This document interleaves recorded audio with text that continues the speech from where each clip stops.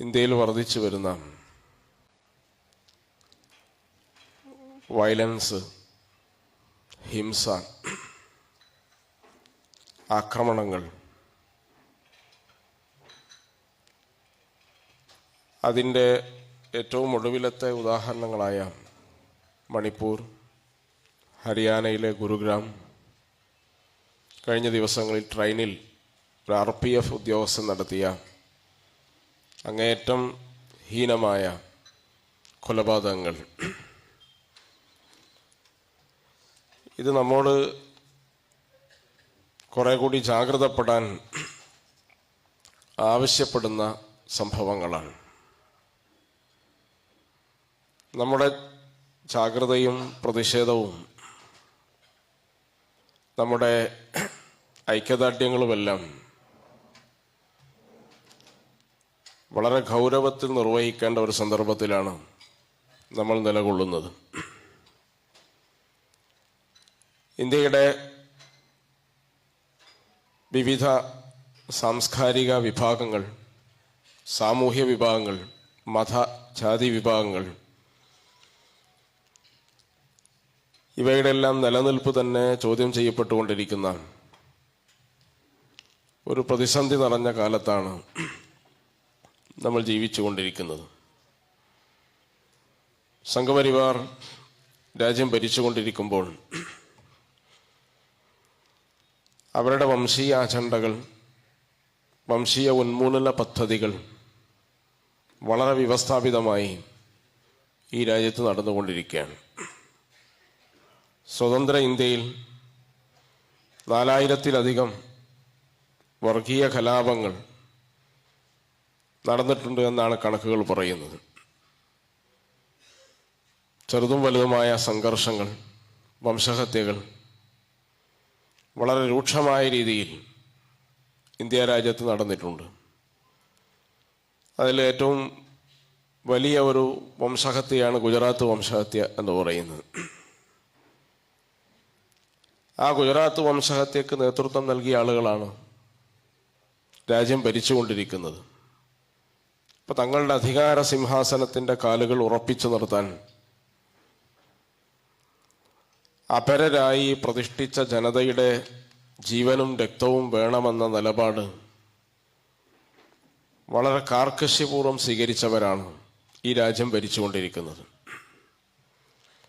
രാജ്യത്തെ ജനാധിപത്യ, മതേതരത്വ വ്യവസ്ഥകളെയും സംവിധാനങ്ങളെയും നോക്കുകുത്തിയാക്കി രാജ്യം അഭിമാനത്തോടുകൂടി കണ്ടിരുന്ന പല ആശയങ്ങളെയും പുച്ഛിച്ചു തള്ളി ഐഡിയ ഓഫ് ഇന്ത്യ, ഇന്ത്യ എന്ന് പറയുന്ന ആശയത്തെ വെല്ലുവിളിച്ച് താന്തോന്നിത്വവും സ്വേച്ഛാധിപത്യവും ഈ രാജ്യത്തെ വരിഞ്ഞു മുറുക്കിക്കൊണ്ടിരിക്കുകയാണ്.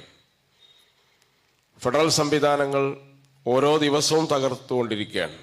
ഫെഡറലിസം എന്ന് പറയുന്നത് ഈ രാജ്യത്തിൻ്റെ സൗന്ദര്യത്തിൻ്റെ ഭാഗമാണ്, ഈ രാജ്യം എന്ന ആശയത്തിൻ്റെ ഭാഗമാണ്.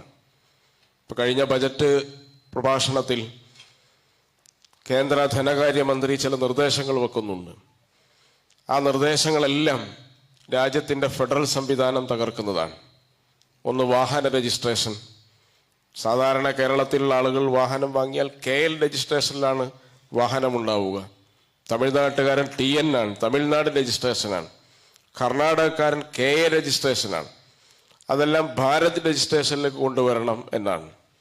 അപ്പോൾ BH ഭാരത് രജിസ്ട്രേഷൻ എന്ന് പറയുമ്പോൾ നമ്മളെല്ലാവരും ആലോചിക്കുന്നത് ലോകത്തെ എല്ലാ രാജ്യങ്ങളും അങ്ങനെയാണല്ലോ എന്നാണ് തീരുമാനം. പക്ഷേ ഈ രാജ്യത്തിൻ്റെ ആശയം, ഐഡിയ ഓഫ് ഇന്ത്യ എന്ന് പറയുന്ന ആശയത്തിന് വിരുദ്ധമാണ് ഈ ഏകീകരണം എന്ന് പറയുന്നത്. ലാൻഡ് രജിസ്ട്രേഷൻ ഏകീകരിക്കണമെന്നാണ്. നിങ്ങളിവിടെ ഭൂമി വാങ്ങിയാൽ അത് വില്ലേജിലോ തൊട്ടടുത്ത രജിസ്റ്റർ ഓഫീസിലോ മാത്രമാണത് സൂക്ഷിക്കേണ്ടത്. ഇനി അത് കേന്ദ്ര സർക്കാരിലേക്ക് നൽകണമെന്നാണ്. പോലീസ് സംവിധാനങ്ങളുടെ കേന്ദ്രീകരണമാണ് മറ്റൊന്നെന്ന് പറയുന്നത്. DGP അതുപോലെയുള്ള പോലീസ് സംവിധാനങ്ങൾ കേന്ദ്ര ആഭ്യന്തര മന്ത്രാലയത്തോട് കമ്മിറ്റഡ് ആവുന്ന നിയമനിർമ്മാണങ്ങൾ. NIA പോലെയുള്ള സംവിധാനങ്ങൾക്ക് സംസ്ഥാനങ്ങളിലൊട്ടാകെ സ്റ്റേഷനുകൾ തുറക്കാനുള്ള പെർമിഷൻ എന്ന് പറഞ്ഞാൽ നേരത്തെ NIAക്ക് അത്ര വിപുലമായ അധികാരങ്ങൾ ഉണ്ടായിരുന്നില്ല.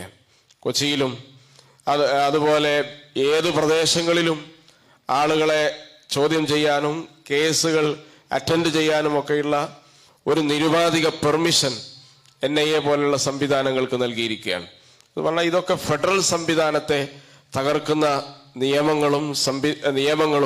നിയമ സംവിധാനങ്ങളുമായി ഇവിടെ പ്രവർത്തിച്ചു കൊണ്ടിരിക്കുകയാണ്. അപ്പോൾ ഈ ഫെഡറലിസത്തെ തകർക്കുക എന്നത് ഏറ്റവും വലിയ അജണ്ടയായി ഓരോ പാർലമെന്റ് പ്രക്ഷുബ്ധമായി പിരിയുമ്പോഴും ഇത്തരത്തെ ഫെഡറൽ സംവിധാനത്തിന്റെ കടക്കൽ കത്തിവെക്കുന്ന നിയമനിർമ്മാണങ്ങൾ ഈ രാജ്യത്തെ പരമോന്നത സഭകൾ നിർവഹിച്ചു കൊണ്ടിരിക്കുകയാണ്.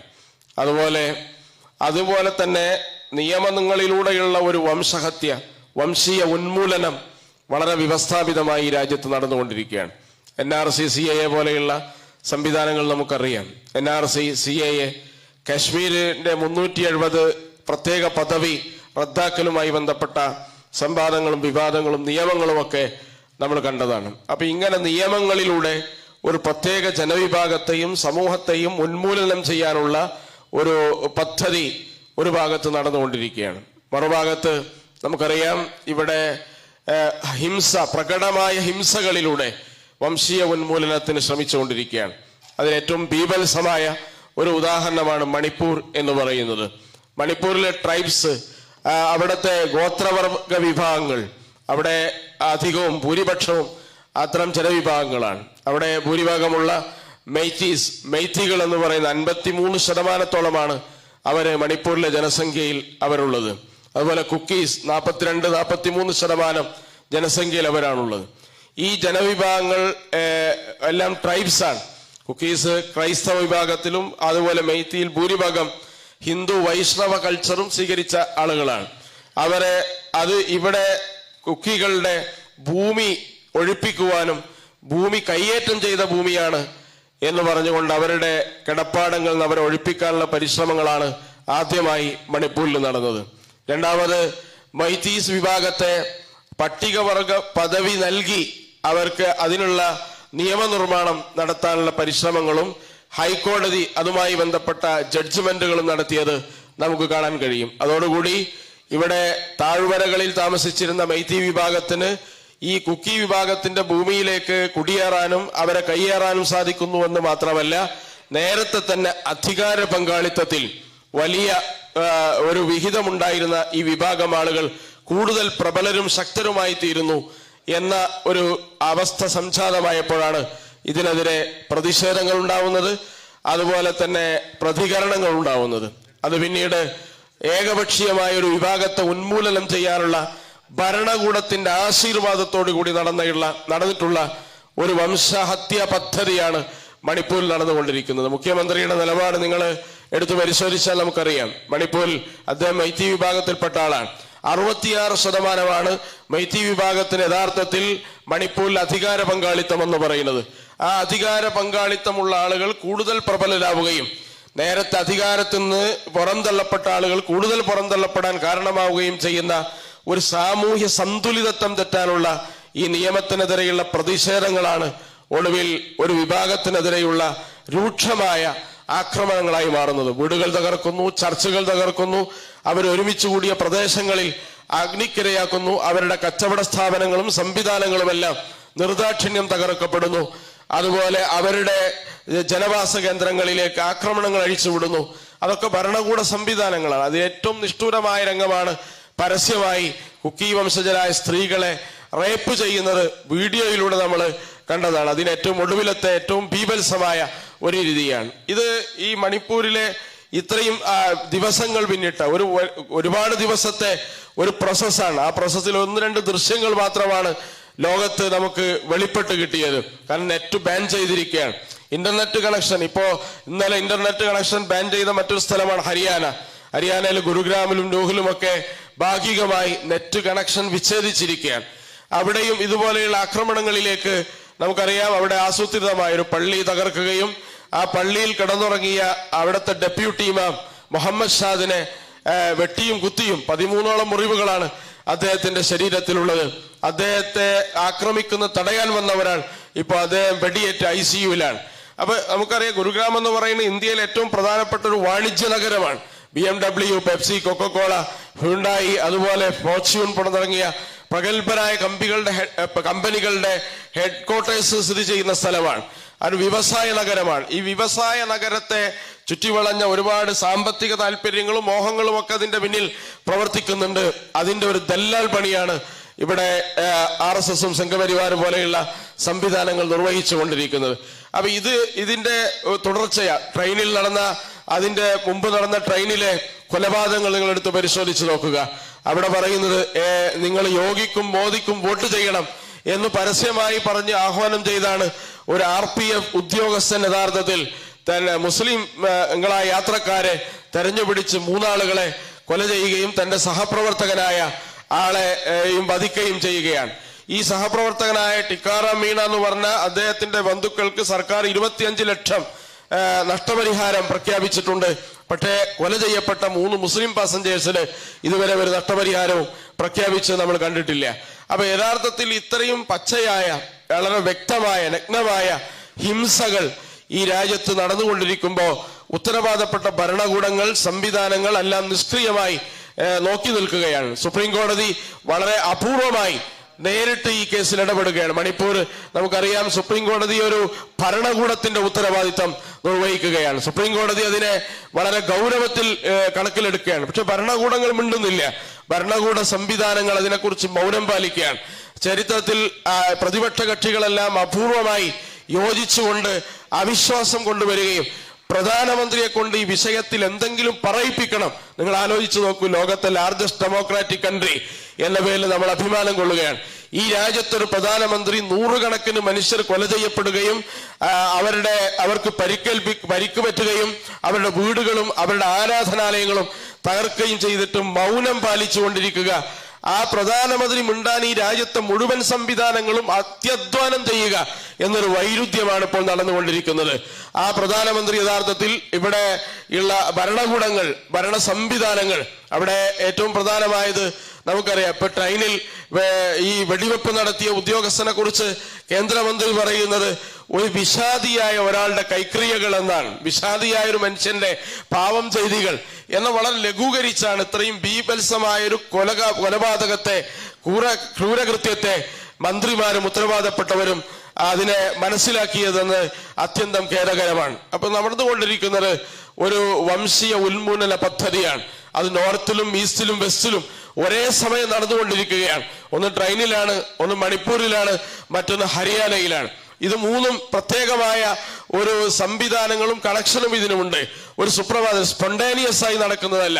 വെറുപ്പ് ഉൽപ്പാദിപ്പിച്ച് ആ വെറുപ്പും വിദ്വേഷവും വോട്ടും അതുപോലെ തന്നെ അധികാരം തുടരാനുള്ള മൂലധനവുമായി ഉപയോഗിക്കുന്ന അധികാര ശക്തികൾ ഈ വെറുപ്പ് അഴിച്ചുവിട്ടതാണ്. 1 കോടി ഫേക്ക് ഐഡികൾ ഈ രാജ്യത്തുണ്ട് എന്നാണ്. ഫേസ്ബുക്ക്, സുപ്രീം കോടതിയും തമ്മിലുള്ള കേസ് നിങ്ങൾ ശ്രദ്ധിച്ചിട്ടുണ്ടാവും. ഫേക്ക് ഐഡികളാണ്, ധാരാളം ഫേക്ക് ഐഡികൾ. ആ ഫേക്ക് ഐഡികൾ വഴി പ്രചരിപ്പിക്കുന്ന 90% ഫാക്ടുകളും വിദ്വേഷമാണ്. വിദ്വേഷങ്ങൾ പ്രചരിപ്പിച്ചുകൊണ്ടിരിക്കുകയാണ്. ഏറ്റവും കൂടുതൽ ഫേക്ക് ഐഡി രാജ്യത്ത് സ്ഥിതി ചെയ്യുന്ന ഗുജറാത്തിലാണ്. ആ ഫേക്ക് ഐഡികളുടെ ഫാക്ടറികൾ, അത് വിദ്വേഷങ്ങൾ പ്രചരിപ്പിച്ചുകൊണ്ടിരിക്കുക. ഇങ്ങനെ പരസ്പരം കാണുന്നവരും പറയുന്നവരും മിണ്ടുന്നവരും തോളോട് തോൾ ചേർന്ന് നിൽക്കേണ്ടവരുമായ ജനതയെ വിഘടിപ്പിച്ച് അവരെ വേർതിരിച്ച് അവരുടെ മനസ്സും ശരീരവും അകറ്റി അവരിൽ വിദ്വേഷത്തിന്റെയും വെറുപ്പിന്റെയും കണികൾ ഇട്ടുകൊടുത്ത് തമ്മിൽ തല്ലി, ആ തമ്മിൽ തല്ലിയിൽ നിന്ന് കിട്ടുന്ന ആദായം ഭരണ തുടർച്ചക്കും ഭരണത്തിന്റെ മുന്നോട്ട് പോക്കിനും ഉപയോഗിക്കുന്ന അത്യന്തം നീചമായ ഒരു പ്രവൃത്തിയാണ് ഭരണകൂടം ഇവിടെ ചെയ്തുകൊണ്ടിരിക്കുന്നത്. നമുക്കറിയാവുന്നതുപോലെ രാജ്യത്തിന്റെ ഭരണഘടനയെ, രാജ്യത്തിന്റെ ബഹുസ്വര സംവിധാനത്തെ, രാജ്യത്തിന്റെ ഫെഡറൽ സംവിധാനത്തെ, രാജ്യത്തിന്റെ സെക്യുലർ പാരമ്പര്യങ്ങളെ എല്ലാം അട്ടിമറിക്കുന്ന ഒരു പുതിയ അധ്യായവും പുതിയ ആശയവുമാണ് ഭരണകൂടം മുന്നോട്ട് വെച്ചുകൊണ്ടിരിക്കുന്നത്.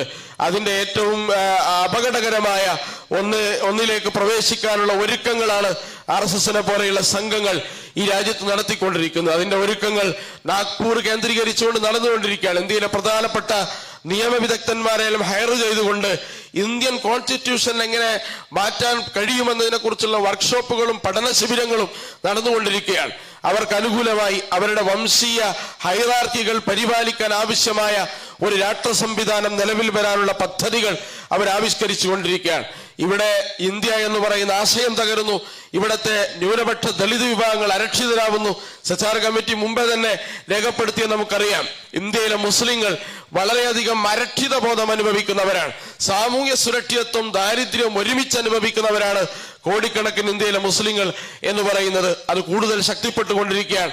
അപ്പൊ അരാജകത്വവും സുരക്ഷിത ബോധമില്ലായ്മയും കൂടുതൽ ശക്തിപ്പെട്ടുകൊണ്ടിരിക്കുന്ന ഒരു സന്ദർഭമാണ് ഈ രാജ്യത്ത് വന്നുകൊണ്ടിരിക്കുന്നത്. അതുകൊണ്ട് ഈ രാജ്യത്ത് പൗരബോധമുള്ള, നീതിബോധം നെഞ്ചിൽ അവശേഷിക്കുന്ന ഏതൊരു മനുഷ്യനും പ്രതികരിച്ചേ മതിയാവൂ, പ്രതിഷേധിച്ചേ മതിയാവൂ. ഈ രാജ്യം ഉൾക്കൊള്ളൽ പാരമ്പര്യമുള്ള ഒരു രാജ്യമായിരുന്നു, ഇൻക്ലൂസീവ്നെസ് ഉള്ള രാജ്യമായിരുന്നു. ആളുകളെ ചേർത്തുപിടിക്കുകയും ആളുകളെ വിവിധ സംസ്കാരങ്ങളെ, വിവിധ വൈവിധ്യങ്ങളെ ചേർത്തുപിടിക്കുകയും ചെയ്യുന്ന പാരമ്പര്യം ഈ രാജ്യത്തിനുണ്ടായിരുന്നു.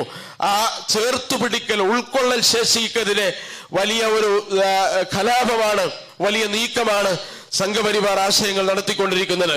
അതുപോലെ തന്നെ ഈ രാജ്യത്തിന്റെ അഭിമാനമെന്ന് പറയുന്നത് ഇത്രയധികം ബഹുവൈവിധ്യങ്ങളെ വലിയ ഒരു രീതിയിൽ പരിപാലിച്ച് ഡെമോക്രാറ്റിക്കായി നിലനിർത്തുക എന്നതാണ്. അതിനെയാണ് ഇല്ലായ്മ ചെയ്തുകൊണ്ടിരിക്കുന്നത്. കാരണം ഇന്ത്യയുടെ ഏറ്റവും വലിയ വൈവിധ്യങ്ങൾ എവിടെയെന്ന് ചോദിച്ചാൽ അത് നമുക്കറിയാം, നോർത്ത് ഈസ്റ്റാണ്. 200-ലധികം ട്രൈബ്സുകളുള്ള ഒരു ഏരിയയാണ് നോർത്ത് ഈസ്റ്റ് എന്ന് പറയുന്നത്. ഇപ്പൊ ഏക സിവിൽ കോഡ് നടപ്പിലാക്കണമെന്നും മുസ്ലിം സ്ത്രീകളുടെ കണ്ണീരൊപ്പാൻ ആവശ്യമായ നടപടികൾ തന്റെ സർക്കാർ ചെയ്തത് വിവരിച്ച് വികാരഭരിതനായി പ്രസംഗിച്ച പ്രധാനമന്ത്രിയെ നമുക്കറിയാം. യഥാർത്ഥത്തിൽ ഈ ഏക സിവിൽ കോഡിനെതിരെ ഇന്ത്യയിൽ ആദ്യം പ്രമേയം പാസാക്കിയത് മിസോറാം സർക്കാരാണ്. രണ്ടാമത് പ്രമേയം പാസാക്കിയത് നാഗാലാൻഡാണ്. മൂന്നാമത് പ്രമേയം പാസാക്കിയത് സിക്കിമാണ്. ഇതിനെതിരെ ഒരുമിച്ച് പ്രക്ഷോഭം നയിക്കണമെന്ന് 30 പ്രഗത്ഭരായ ആദിവാസി സംഘടനകൾ ജാർഖണ്ഡിൽ പ്രതിഷേധം നടത്തുകയും ചെയ്തതാണ്. എന്നിട്ടേ മുസ്ലിങ്ങൾ പ്രതികരിച്ചിട്ടുള്ളൂ. മുസ്ലിം സമൂഹത്തിന്റെ മാത്രം വിഷയമല്ല യൂണിഫോം സിവിൽ കോഡ് എന്ന് പറയുന്നത്. അത് ഞാൻ നേരത്തെ സൂചിപ്പിച്ചതുപോലെ ഈ രാജ്യത്ത് നമ്മളെല്ലാവരും നിലകൊണ്ട ഒരു സംസ്കാരമുണ്ടായിരുന്നു, പരിപാലിച്ചൊരു സംസ്കാരമുണ്ടായിരുന്നു. ലോകത്തിന്റെ മുന്നിൽ ഇന്ത്യയെ ലോകം ആദരിച്ച ഒരു പാരമ്പര്യം, സംസ്കാരമുണ്ടായിരുന്നു. ആ സംസ്കാരത്തെയും പാരമ്പര്യത്തെയും തച്ചു തകർത്ത് പഴയ ചാതുർവർണ്ണ്യ വംശീയ മഹിമയിലേക്ക് ഈ രാജ്യത്തെ തിരിച്ചു കൊണ്ടുപോകാനുള്ള ആസൂത്രിതമായ പദ്ധതികൾ സംഘപരിവാർ ആശയങ്ങൾ നടപ്പിലാക്കിക്കൊണ്ടിരിക്കുകയാണ്. അത് ഭരണകൂടവും സംഘപരിവാറും എവിടെയാണ് വേർതിരിയുന്നത് എന്ന് പോലും നമുക്ക് മനസ്സിലാകാത്ത വിധം കൂടിക്കുഴഞ്ഞുകൊണ്ട് ഈ രാജ്യത്തെ വൈവിധ്യങ്ങളെ തകർക്കാനുള്ള ആസൂത്രിതമായ നീക്കം നടന്നുകൊണ്ടിരിക്കുകയാണ്. നമ്മളെ കണ്ണ് നനയിക്കുന്ന, രക്തം അറച്ചു പോകുന്ന അത്രയും ഭീകരമായ ക്രൂരകൃത്യങ്ങളാണ് മണിപ്പൂരിൽ നടന്നുകൊണ്ടിരിക്കുന്നത്. ഒരു മനുഷ്യനും അതിന്റെ വീഡിയോകൾ, അതിന്റെ ചിത്രങ്ങൾ ഒന്നും കാണാൻ കഴിയില്ല. അത്രയും ദിവസം ഇത് നടന്ന് ആ ചിത്രം പുറത്തു വന്നപ്പോ എന്റെ ഹൃദയം വേദന കൊണ്ടും നിറയുന്നു എന്ന ഒരു കമന്റ് മാത്രമാണ് പ്രധാനമന്ത്രി പാസാക്കുന്നത്. ഏതിനെ കുറിച്ചാണെന്നത് കൺഫ്യൂഷനാണ്. ചിത്രം പുറത്തു വന്നതിനെ കുറിച്ചാണോ, മണിപ്പൂരിൽ ദിവസങ്ങൾ നടന്ന ഈ വംശഹത്യയെ കുറിച്ചാണോ എന്നൊന്നും നമുക്ക് മനസ്സിലാക്കാൻ കഴിയില്ല. അപ്പൊ അതിനെതിരെ ശക്തമായ നിലപാടെടുക്കാതെ സുപ്രീം കോടതി നേരിട്ട് ഗ്രൗണ്ടിൽ ഇറങ്ങേണ്ട അവസ്ഥ കോടതിയുടെ ചരിത്രത്തിൽ ആദ്യമാണ്. നേരിട്ട് ഗ്രൗണ്ടിൽ ഇറങ്ങുകയാണ്. ആ ഗ്രൗണ്ടിൽ ഇറങ്ങിയ സംസ്ഥാനത്തെ DGPയെ വിളിച്ചു വരുത്തുകയാണ്. ഇവിടെ ക്രമസമാധാനം ഉണ്ടാക്കണം, പാലിക്കണമെന്ന് ശക്തമായി ആവശ്യപ്പെടുകയാണ്. ഭരണകൂടത്തിന് കഴിയില്ലെങ്കിൽ അവർ മാറി നിൽക്കണം എന്നാവശ്യപ്പെടുകയാണ്.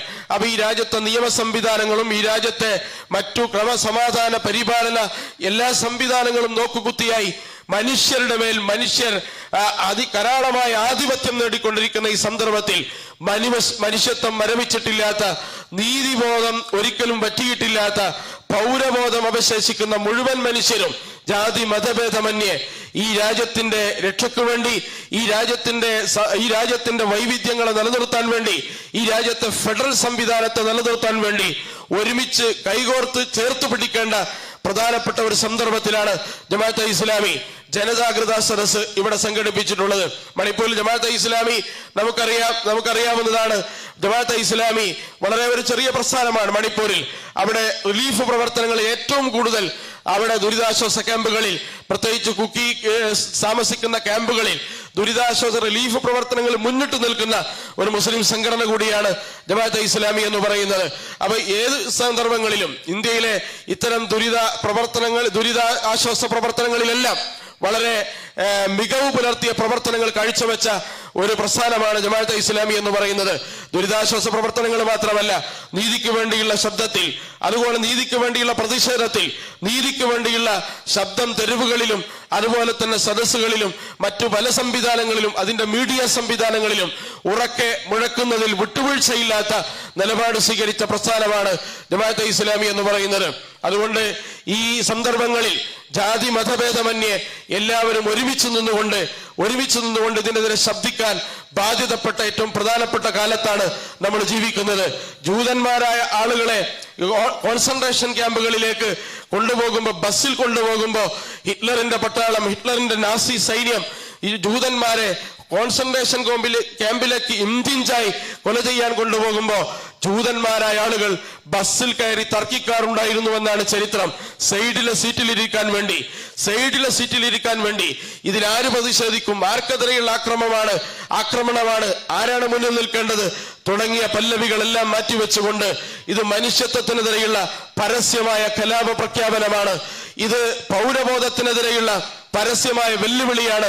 ഇത് നീതിബോധത്തെ കശക്കുകയറുന്ന ആളുകൾ നടത്തുന്ന പ്രക്രിയകളാണ് എന്ന ബോധം ഉൾക്കൊണ്ടുകൊണ്ട് ഒരുമിച്ച് കൈ ചേർത്ത് പിടിച്ചുകൊണ്ട് ഐഡിയ ഓഫ് ഇന്ത്യ എന്ന് പറയുന്ന ആശയത്തെ ചേർത്ത് നിർത്തി അതിനെ സംരക്ഷിക്കേണ്ട ബാധ്യത ഈ രാജ്യത്തെ പൗരന്മാരിൽ എത്തിച്ചേർന്ന കാലഘട്ടത്തിലാണ് നമ്മൾ ജീവിക്കുന്നത്. അതുകൊണ്ട് ഒരിക്കലും വിട്ടുവീഴ്ച ചെയ്യാത്ത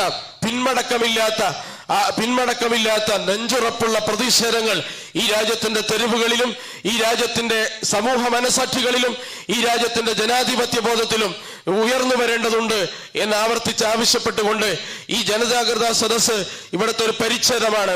ഇവിടെ നമുക്കറിയാം വിവിധ ആശയങ്ങളുള്ള, വിയോജിപ്പുകളും അതുപോലെ തന്നെ അഭിപ്രായ വ്യത്യാസങ്ങളുമുള്ള, വിവിധ അഭിപ്രായങ്ങളും വിയോജിപ്പുകളുമുള്ള ആളുകൾ ഒരുമിച്ചിരുന്നു കൊണ്ട് ഇവരെ യോജിക്കേണ്ട ഏറ്റവും പ്രധാനപ്പെട്ട ഒരു വിഷയമാണ് വന്നതെന്ന ഒരു പ്രഖ്യാപനം കൂടി നിർവഹിക്കുന്ന ഒരു സദസ്സാണ് ഇവിടെ നിങ്ങൾക്ക് കാണാൻ കഴിയുന്നത്. ഇതുപോലെയുള്ള സദസ്സുകൾ ഈ സംസ്ഥാനത്തുടനീളം വിവിധ പ്രദേശങ്ങളിൽ പ്രതിഷേധങ്ങളായും ജനജാഗ്രതാ സദസ്സുകളായും രോഷങ്ങളായും ഉയർന്നു വരേണ്ട ഒരു സന്ദർഭത്തിലാണ്. ഇനിയും നമുക്ക് മിഴിച്ചു നിൽക്കാൻ സമയമില്ല. സൈഡിലെ സീറ്റിനു വേണ്ടി തർക്കിക്കാൻ നമുക്ക് സമയമില്ല. ജനാധിപത്യത്തിന്റെ അവസാന താണിയും പറിച്ചു ദൂരെ എറിഞ്ഞ് ഏകാധിപത്യത്തിന്റെ അതുപോലെ തന്നെ വംശീയ മേൽക്കോയ്മയുടെയും മഹിമയുടെയും അജണ്ടകളെ പ്രത്യയശാസ്ത്രമായി സ്വീകരിച്ച് ഈ രാജ്യത്ത് ഭരണസിരാ കേന്ദ്രങ്ങളിൽ അമർന്നിരിക്കുന്നവർക്ക് താക്കീത് നൽകാൻ ബാധ്യതപ്പെട്ടവരാണ് മുഴുവൻ പൗരന്മാരും. ആ പൗരന്മാരുടെ പരിച്ഛേദമാണ് ജമാഅത്തെ ഇസ്ലാമി സംഘടിപ്പിച്ച ഈ ജനജാഗ്രതാ സദസ്സ്. അതിൽ പങ്കാളിയായ എല്ലാവർക്കും ജമാഅത്തെ ഇസ്ലാമിയുടെ ഊഷ്മളമായ അഭിവാദ്യങ്ങൾ അർപ്പിച്ചുകൊണ്ട് ഞാൻ അവസാനിപ്പിക്കുന്നു. അസ്സലാമു അലൈക്കും. നന്ദി.